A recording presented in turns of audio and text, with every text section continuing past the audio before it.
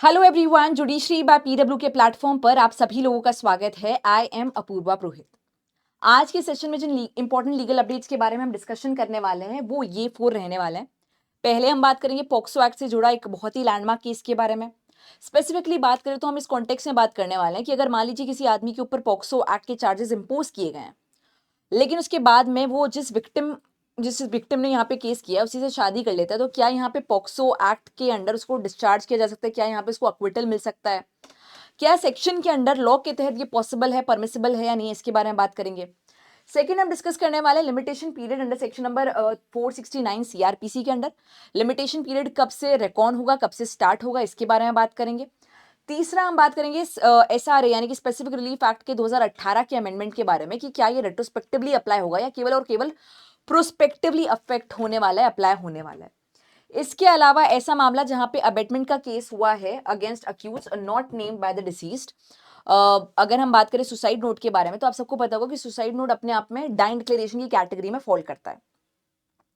लेकिन dine declaration या suicide note के अंडर अगर एक पर्सन का नाम मेंशन नहीं किया गया है, इम्प्लाई किया गया है, मे बी दूसरे लोगों का नाम मेंशन किया गया और ये लोग भी उनसे कनेक्टेड है, तो क्या जिनका नाम एक्सप्लिसिटली मेंशन नहीं है क्या उनका नाम भी यहाँ पे सब्सटैंटिवली स्टैब्लिश हो सकता है? क्या उनके अगेंस्ट ये प्रोसीडिंग स्टैब्लिश हो सकती है या नहीं हो सकती, इसके बारे में बात करेंगे। यहाँ पे आपका सेक्शन नंबर 108 जो है बीएनएस का, वो अप्लाई होने वाला है। इसी के साथ साथ में हम लोग यहाँ पे भारतीय साक्ष्य अधिनियम का सेक्शन नंबर 26 या एविडेंस एक्ट का सेक्शन नंबर 32 के बारे में बात करेंगे, जहाँ पे डाइन डिक्लेरेशन के बारे में बात की गई है। तो ये 4 लीगल अपडेट्स आज की क्लास में रहने वाले हैं। और इसके अलावा happy Holi to everyone. Colours का फेस्टिवल है and I wish you all colours in your life, vibrancy in your life and happy Holi everyone. तो पहला जो टॉपिक है that is regarding POCSO act. यहाँ पे मुद्दा ये था कि लड़की ने और लड़की घर वालों ने लड़की के ऊपर केस किया था कि सेक्शन नंबर 366 आईपीसी के अंदर चार्ज लग रहा है और सेक्शन नंबर 6 पॉक्सो एक्ट के अंदर लग रहा है। 366 आईपीसी बात कर रहा है प्रोक्योरेशन ऑफ माइनर वुमेन के बारे में। अगर कोई भी मेजर लड़का है, 18 साल से ऊपर का है, और माइनर लड़की को उठाता है, उसको लेके जाता है, प्रोक्योर करता है, तो उसकी पनिशमेंट 366 आईपीसी के अंडर स्टैब्लिश होती है।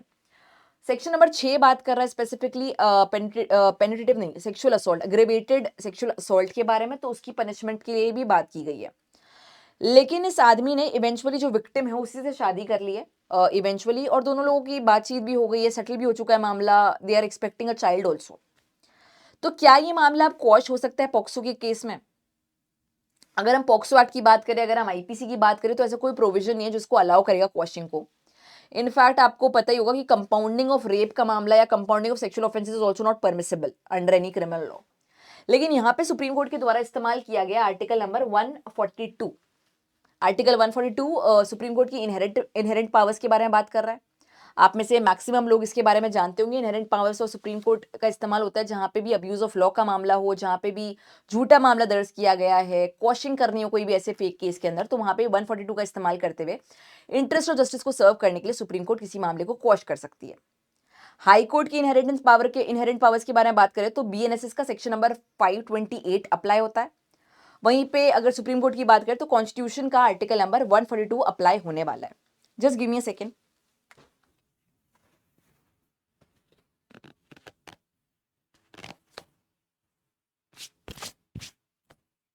हाँ जी।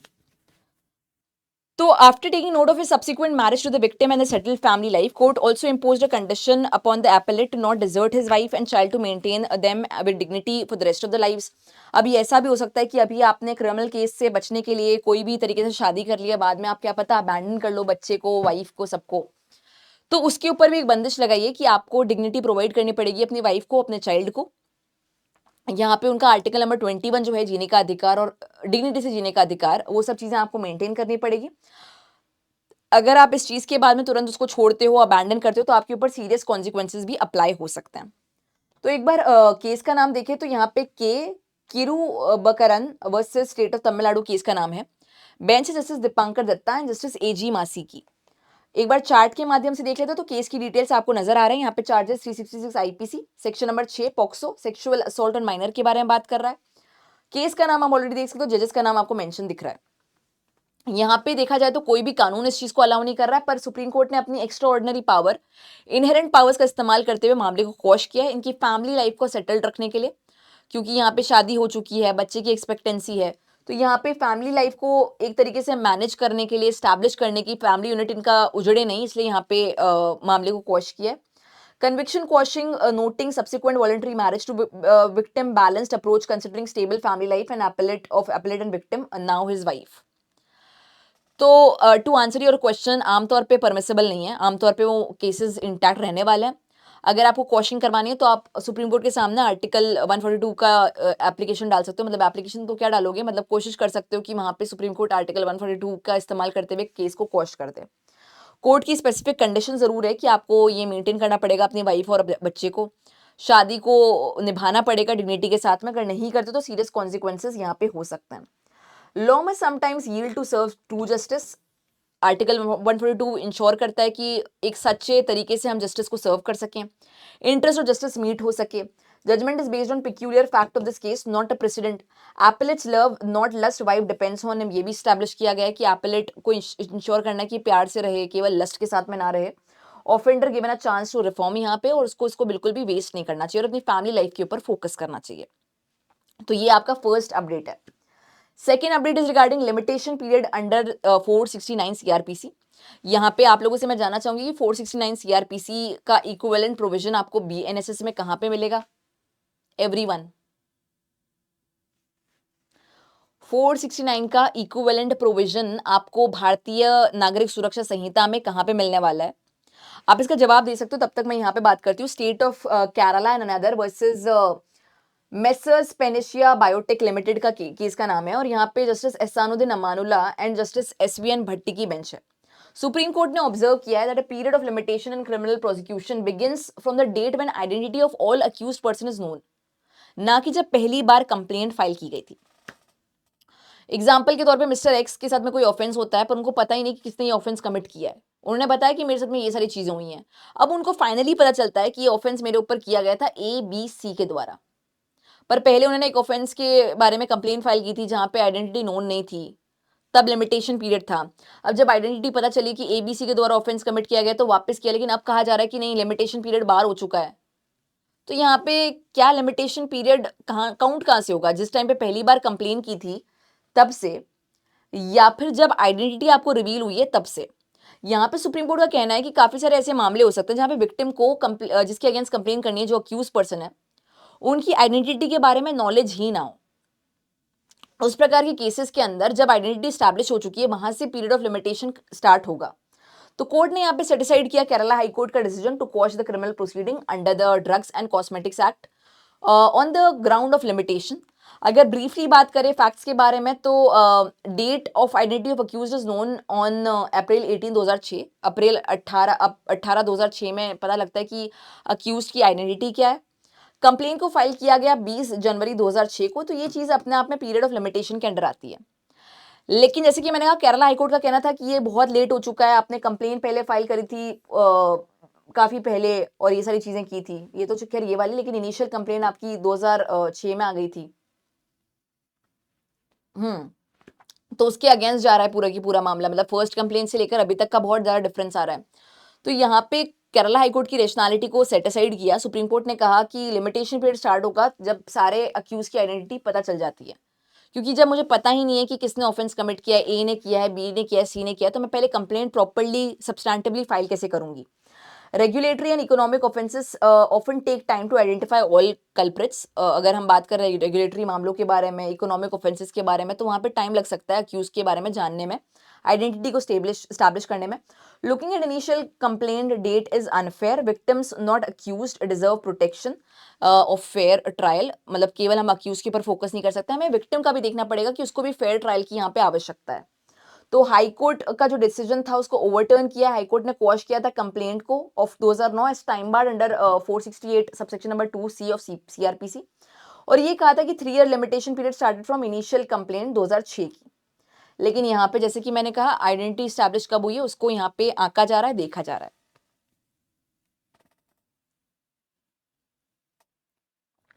यहाँ पे मेरे हिसाब से टाइपोलॉजिकल एरर है. आइडेंटिटी स्टैब्लिश थोड़ा सा मतलब इसी ड्यूरेशन के अंदर हो गई है, ठीक है। हाँ मतलब 3 ईयर सही है, मतलब कुछ एरर नहीं है, सही है। तो पहले आपका कहा जा रहा था टाइम बार्ड हो रहा है, लेकिन फिर कहा गया सुप्रीम कोर्ट के द्वारा कि टाइम बार्ड नहीं हो रहा है, क्योंकि आइडेंटिटी जब जानी गई अक्यूज की तब से 3 साल काउंट किए जाएंगे, ठीक है। तो यहाँ पे 3 साल आपके कंप्लीट होंगे अप्रैल 2009 में, तो अभी टाइम की विदन है 20 जनवरी को अगर कंप्लेंट फाइल की गई है प्रॉपर्ली तो। ऑलराइट, तो सुप्रीम कोर्ट का लिमिटेशन पीरियड के बारे में बोला गया है कि it starts from knowledge of accused identity, वहां से आप काउंट करोगे सेक्शन नंबर 368 सीआरपीसी के अंडर। इसके अलावा आपका होमवर्क है टू फाइंड आउट कि बीएनएसएस में इसका इक्विवेलेंट प्रोविजन कहां पे फॉल करता है। अगला अपडेट और अगला सवाल आपका कि 2018 में स्पेसिफिक रिलीफ एक्ट में एक बहुत ही मैसिव अमेंडमेंट होता है। क्या वो अमेंडमेंट रेट्रोस्पेक्टिवली अप्लाई होगा या प्रोस्पेक्टिवली अप्लाई होने वाला है? जिनको दोनों का मतलब नहीं पता है, तो रेट्रोस्पेक्टिव एप्लीकेशन का मतलब होता है पास्ट में अप्लाई होना, और प्रोस्पेक्टिव एप्लीकेशन का मतलब है यहां से अप्लाई होना। तो फॉर एग्जांपल 2018 में अमेंडमेंट हुआ है, ठीक है, तो क्या ये 2017 के मामलों पर अप्लाई होगा? जो भी चेंजेस हुए हैं वो 2017 में अप्लाई होंगे, 2016 में अप्लाई होंगे क्या, 2000 में अप्लाई होंगे क्या, या 2018 के बाद वाले मामले होंगे, जैसे कि 2019 हो गया, 2026 हो गया और आने वाले सालों का हो गया। इसको लेकर सवाल खड़ा हुआ था। तो पास्ट पुराने मामले, आगे के मामले आफ्टर वाले मामले। केस का नाम है अनामलाई वर्सेस वसंती, जस्टिस जेवी पारदेवाला एंड जस्टिस मनोज मिश्रा की बेंच है। सुप्रीम कोर्ट ने क्लैरिफाई किया कि 2018 का amendment to the specific relief act 1963 which made the grant of specific performance of contract a mandatory relief या mandate has no retrospectively application and does not apply to suits or transactions that arose before its enforcement on October 1, 2018। 1 October 2018 को ये act आपका enforcement में आया है। उससे पुराने वाले कोई भी ट्रांजेक्शन हुआ है, उससे पहले कोई भी कॉन्ट्रैक्ट हुआ है, वहां पे इसकी अमेंडमेंट का एप्लीकेशन नहीं होने वाला, उसके बाद में ही होने वाला है। 2018 के अमेंडमेंट में जो खास चीज हुई थी वो ये हुई थी, स्पेसिफिक परफॉर्मेंस ऑफ कॉन्ट्रैक्ट को मैंडेट बना दिया था। अगर एक बार आपने कमिटमेंट कर दी है तो उसको फुलफिल करना ही पड़ेगा। सलमान खान का डायलॉग है, मतलब वही, जैसे कि मैंने और यहाँ पे सफिया एक कॉन्ट्रैक्ट में एंटर करते हैं, तो मुझे अपना पार्ट कंप्लाई करना पड़ेगा, सफिया को अपना पार्ट कंप्लाई करना पड़ेगा। अगर मैं नहीं कर रही हूँ तो मुझे बाध्य किया जा सकता है कि आपको परफॉर्म करना पड़ेगा। 2018 के बाद में ऐसा मैंडेट आ गया। 2018 से पहले ये मैंडेट नहीं था, कोर्ट चाहता तो मैंडेट क्रिएट कर सकता था, but that was on the description of court. 2018 के बाद में ये मैंडेट हो चुका है, कोर्ट को भी ये फुलफिल करना ही पड़ेगा। तो ये चीज क्या 2018 से पहले हुए ट्रांजेक्शन्स पे अप्लाई होने वाला है? नहीं होने वाला है। इसको क्लैरिफाई किया गया अनामलाई के केस में। तो केस का नाम आप देख सकते हो। इशू ये है कि does the 2018 specific relief amendment apply to suits and transaction before 1 October 2018। तो justice JB Pardiwala and justice Manoj Mishra ने कहा है कि ओल्ड लॉ पुरानी चीजों पे अप्लाई होगा, मतलब जो 2018 से पहले 1 अक्टूबर 2018 से पहले वाले मामले वहां पे ओल्ड लॉ ही अप्लाई होने वाला है, which grant specific performance at court discretion, यानी कि मैंडेटरी नहीं है स्पेसिफिक परफॉर्मेंस। और 2018 के जो बाद मामले होंगे वहां पे specific performance is a mandate. तो रेट्रोस्पेक्टिव इफेक्ट नहीं लेने वाला है। मैं थोड़ा सा साइड हो जाती हूँ जिससे कि आप लोग चार्ट को अच्छे से रीड आउट कर लो। Law changes apply prospectively, can't apply new law to past cases, ये स्टैब्लिश किया गया। Grant of specific performance before amendment was discretionary, यानी कि कोर्ट का डिस्क्रिशन था। ऐसा नहीं कि कोर्ट आर्बिट्री तरीके से डिसाइड कर रहा था, बट कोर्ट अपने हिसाब से देख रहा था फैक्ट्स को, सर्कमस्टांसेस को, और उसके बाद ही कोर्ट के द्वारा कोई भी डिसीजन लिया जा रहा था। तो उस चीज को स्टैब्लिश यहाँ पे कहीं ना कहीं किया गया। इसके अलावा सुप्रीम कोर्ट की रूलिंग आई कि 2018 का अमेंडमेंट प्रोस्पेक्टिव ही है, रेट्रो एक्टिव नहीं है, रेट्रोस्पेक्टिव नहीं है। It does not apply to ongoing suits transaction as of before 1 October 2008। यहाँ पे 1 अक्टूबर 2018 के बाद, 8 नहीं 2018 के बाद ही नया लॉ अप्लाई होगा। Amendment effective from 1 October 2018 does not impact old cases और ongoing matters from prior period. एक बार इस चार्ट को गो थ्रू कर लो and I hope it gives you clarity. Just give me a minute.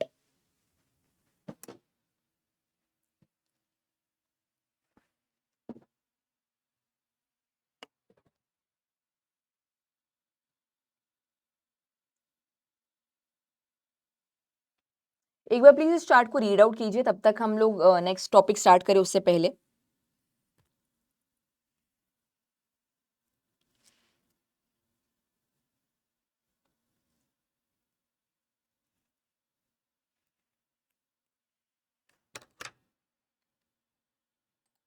Just give me a second.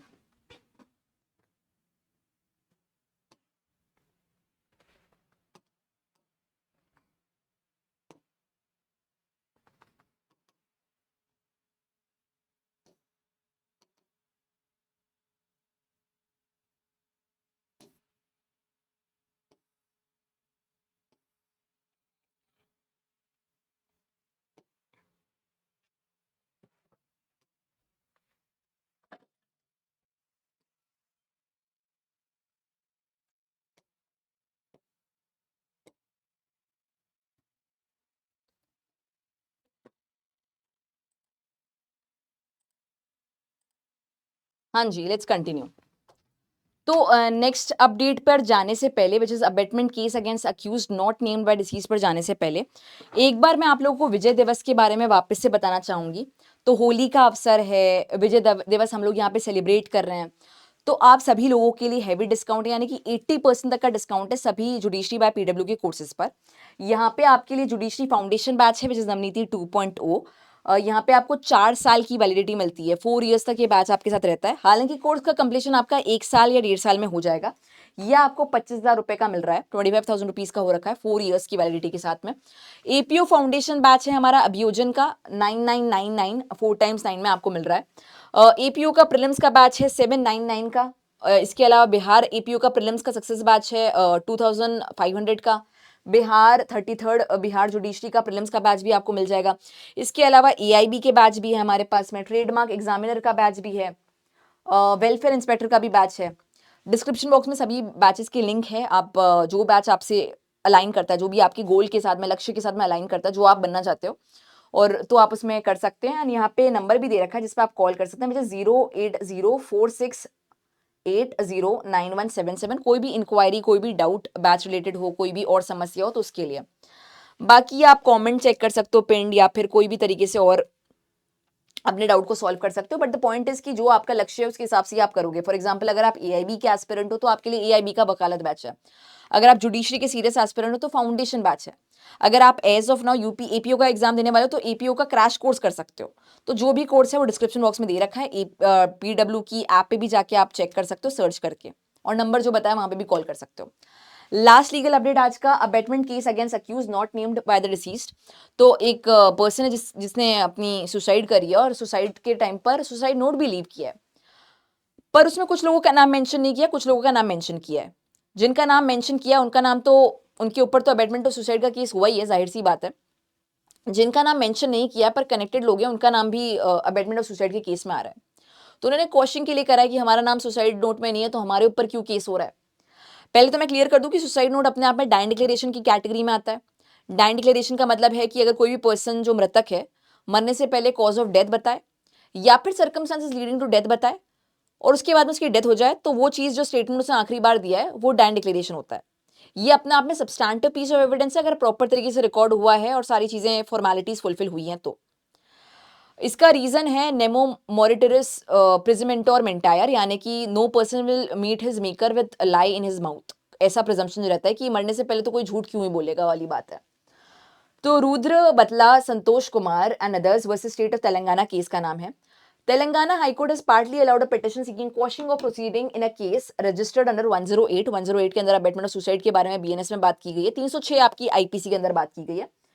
With 3 subsection number 5 of BNS holding that continuation proceeding against accused number 4 to 13 जिनका नाम suicide note में mention नहीं है, वो abuse of law हो जाएगा और उनके अगेंस्ट कोई सब्सटैंटिव चीज आ नहीं रही है। जिनका नाम मेंशन किया गया उनके ऊपर कुछ भी क्वेश्चन नहीं हुई, उनके ऊपर अभी भी केस इंटैक्ट है। बट जिनका नाम सुसाइड नोट में मेंशन नहीं है पर वो किसी प्रकार का कनेक्शन होल्ड कर रहे हैं, उनका नाम रिमूव किया गया है। केस का बैकग्राउंड की बात करें तो सुसाइड नोट ही यहाँ पे सब्सटैंटिव पीस ऑफ एविडेंस था जो कि डाइन डिक्लेरेशन की तरह एक्ट करा था। ब्लेम किया गया था अक्यूज नंबर 4 to 13, 4 to 13 को नहीं किया गया था, केवल 1 to 3 का नाम मेंशन था और बाकी सबका भी नाम यहाँ पे अबेटमेंट ऑफ सुसाइड के केस में किया गया था। तो उनके अगेंस्ट मामले को क्वॉश किया गया क्योंकि कोई prima facie case against them बन नहीं रहा है, बहुत ही डिस्कनेक्टेड केसेस हैं, बहुत ही इनकंसिस्टेंट बातें स्टैब्लिश हो रही है। तो प्रोसीडिंग जिनका नाम मेंशन है उनके ऊपर क्वॉश की गई है, और बाकी जिनका नाम मेंशन उनको कोई भी रिलीफ प्रोवाइड नहीं किया गया। की टेक अवे ये होता है कि court quashes case for accused number 4 to 13 क्योंकि प्राइमा फेसी केस स्टैब्लिश नहीं, सुसाइड जो नोट है उसमें उनका नाम मेंशन नहीं है, ये मेन रीजन है। और suicide note specifically blamed 1 to 3 issues regarding truth and proximity of abetment of act. यहाँ पे इस पूरे केस को समझने के लिए 108 को एक बार रेफर करना जो कि बीएनएस का है। इसके अलावा सेक्शन नंबर 26 बीएसए का जो है उसको भी आप रेफर कर सकते हो, 26 क्लॉज ए को, पूरा होलसम तरीके से इस केस को अंडरस्टैंड करने के लिए। तो 108 में अबेटमेंट ऑफ सुसाइड है, मैं ऑलरेडी आपके सामने लेकर आई हूँ। चलो आप कोई नहीं, आप लोग रेफर कर लेना केवल और केवल 26 को, और या फिर 32 ऑफ एविडेंस एक्ट को, जो कि 306 पास में आपके आईपीसी था, वही 108 बीएनएस में। If any person commit suicide whoever abets the commission of suicide shall be punished with imprisonment of either term which may extend to 10 years and also fine. Abetment का मतलब वही होता है जो अबेटमेंट की डेफिनेशन आपकी दे रखी है, जिसका मतलब इंस्टिगेशन हो सकता है, कॉन्स्पिरेसी हो सकता है, एडिंग हो सकता है, तीनों चीजें शामिल है। 10 साल तक की सजा मिल सकती है, फाइन मिल सकता है, कॉग्निजेबल ऑफेंस है, साथ ही साथ नॉन बेलेबल है, tribal by court of session है। ये इसके बारे में कुछ इंपॉर्टेंट चीज़ है। तो यही सारी चीज़ें हैं। आज हम लोग क्वेश्चंस नहीं कर रहे हैं, होली का दिन है और थोड़ा सा मैं रिलैक्स रखना चाहती हूँ आप लोगों के लिए भी। जो भी टेस्ट हैं, जो भी क्विज हैं, वो आपकी नेक्स्ट क्लास में होने वाली है, यानी कि ये वाली जो आज क्लास में हमने डिस्कस करा है उसके भी क्वेश्चंस को हम लोग नेक्स्ट क्लास में कैरी फॉरवर्ड कर रहे हैं। तो अगली क्लास में आपके 6 से 7 क्वेश्चन आप एक्सपेक्ट कर सकते हो, यानी कि कल की क्लास में। करंट अफेयर की अगर आपको आज की पीडीएफ डाउनलोड करनी है तो कर ही नहीं ना, क्योंकि आज तो काफ़ी सारे चार्ट्स है, तो फ्री ऑफ कॉस्ट डाउनलोड कर सकते हैं। डिस्क्रिप्शन बॉक्स में लिंक दे रखा है। डिस्क्रिप्शन बॉक्स में जाओगे, वहाँ पे दिखेगा click here to download PDF, कुछ ऐसा लिंक होगा, उसमें डाउनलोड मतलब इंस्टॉल करो। अगर ऐप नहीं है तो इंस्टॉल कर लो, या फिर नंबर डाल दो, जो भी आपको रिक्वायरमेंट्स आ रही है उसको फुलफिल करो, फ्री ऑफ कॉस्ट आप डाउनलोड करो। इसके अलावा ऑलरेडी मैं आप लोगों को बता चुकी हूँ रिगार्डिंग विजय दिवस का सेल, जिसमें 80% तक की छूट मिल रही है लिमिटेड टाइम पीरियड के लिए, ऐसा रहने नहीं वाली है, कुछ दिन में खत्म भी हो जाएगी, तो इसका लाभ आप ज़रूर उठाएं। इसके अलावा that is it with today's class. Thank you so much for joining in. Have a very happy, healthy, fantastic day everyone, and happy Holi to each one of you and your family. Take care everyone. See you all tomorrow. Thank you so much.